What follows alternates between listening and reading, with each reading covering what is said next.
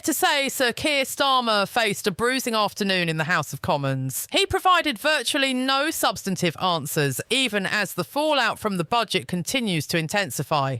Accusations are mounting that Rachel Reeves and the Prime Minister have misled the public over the state of the nation's finances, a charge growing louder by the day.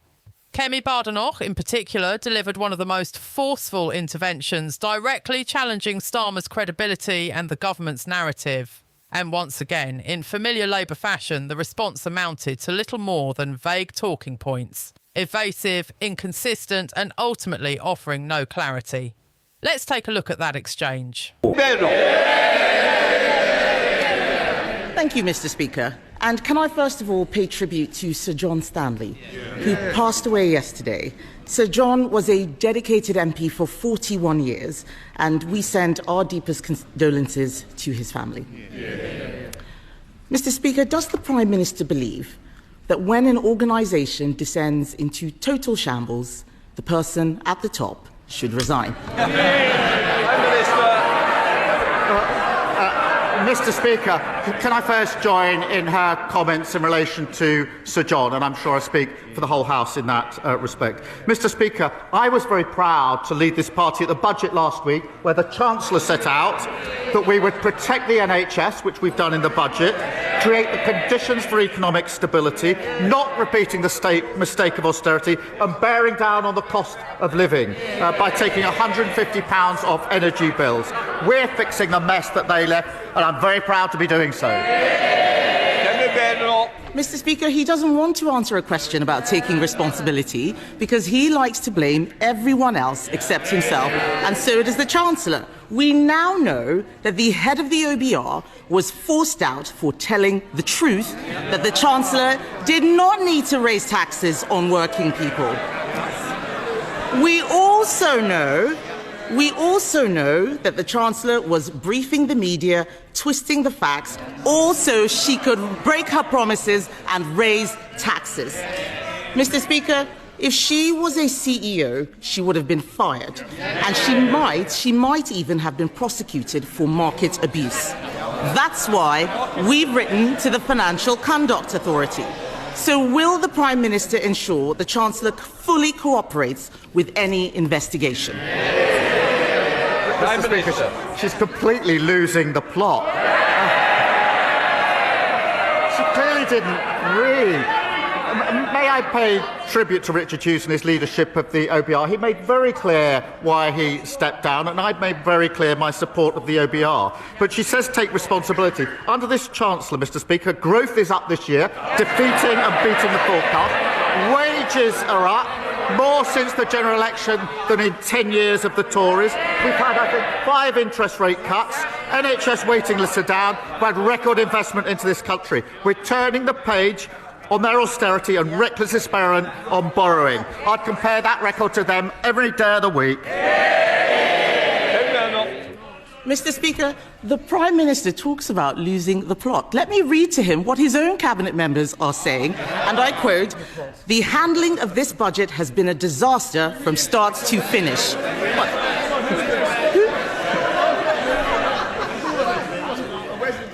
Yes. Who said that? Was it him? Was it her? In fact, I think it was probably her, actually. It was probably the Chancellor. In fact, Mr. Speaker, one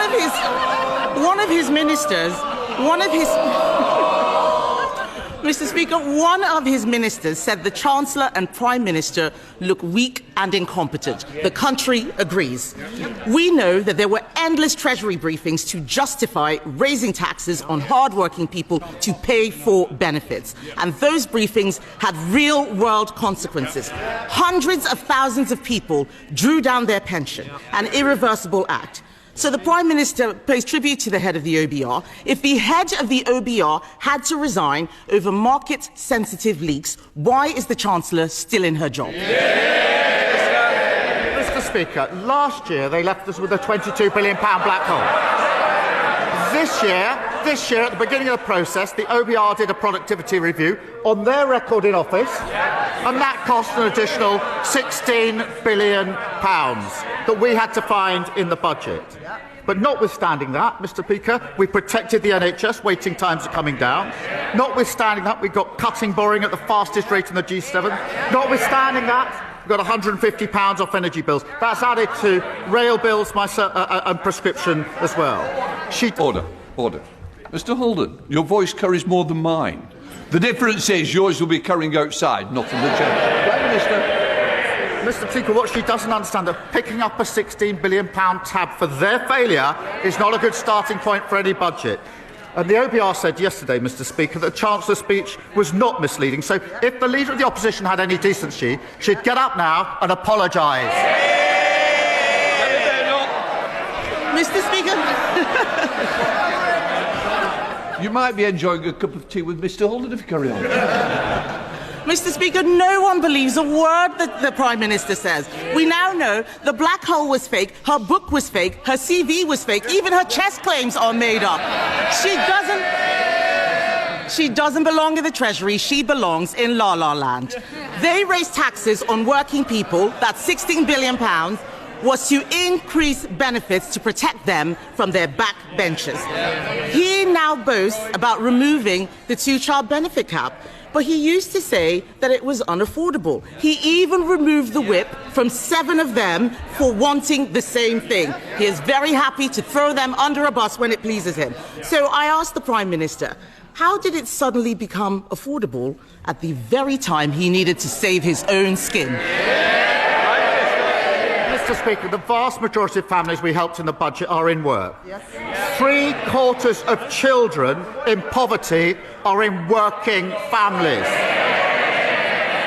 Their policy of nearly 10 years on the two-child benefit cap had one result and one result only. It dragged hundreds of thousands of children into poverty.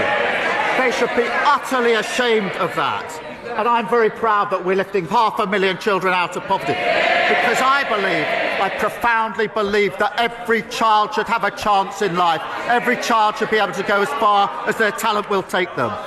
So that's why we're lifting 500,000 out of poverty. But they're the same old Tories, the party of child poverty. If all of this is true, why did he take the whip away from the people who are asking for it? Let's remind the Chancellor, exactly a year ago today, on the 3rd of December 2024, the Chancellor said, we will never have to repeat a budget like this one. If only. He may have taken the whip away, but the rebels had the last laugh. The Prime Minister has lost. He can't run his own party. He can't, let alone the country, Mr. Speaker. Let me quote what the hard-left former Shadow Chancellor said. He said, we've won. He's right, isn't he? Prime Minister. Speaker, I've said repeatedly that bringing down child poverty is a moral mission, a political mission, and a personal mission. They drove hundreds of thousands of children into poverty who will pay the price for the rest of their lives for their failure. We're taking 500,000 of them out of poverty. Very proud to do so. That is good for children, it's good for the economy, and it's good for the NHS, who will have less of a burden on them. They should be ashamed of what they did on child poverty, and she should stand up and she should apologise. Kevin Bendel. Mr. Speaker, let me tell the Prime Minister, making the whole country poorer and destroying jobs is not how you keep children out of poverty. In the past week, we've seen broken promises, broken leadership, and a broken budget for Benefit Street. A broken budget for Benefit Street. The Education Secretary is chuntering. Where is the money for the children on special educational needs? Where is it? Unemployment is up. It's coming out of her budget. She's shaking her head. She doesn't know where that money is coming from. But let's be clear, Mr. Speaker. Unemployment is up. There are more children now growing up in workless households because people are losing their jobs. It's not just the head of the OBR who's losing his job. Millions of people have been hung out to dry by their budget. And isn't the truth, Mr. Speaker, that behind it all is a Prime Minister who only cares about one person's job, his own? Mr. Speaker, she wants to put 500,000 children back into poverty. She thinks the Chancellor should resign because the economy is improving. We are turning the page on their failure.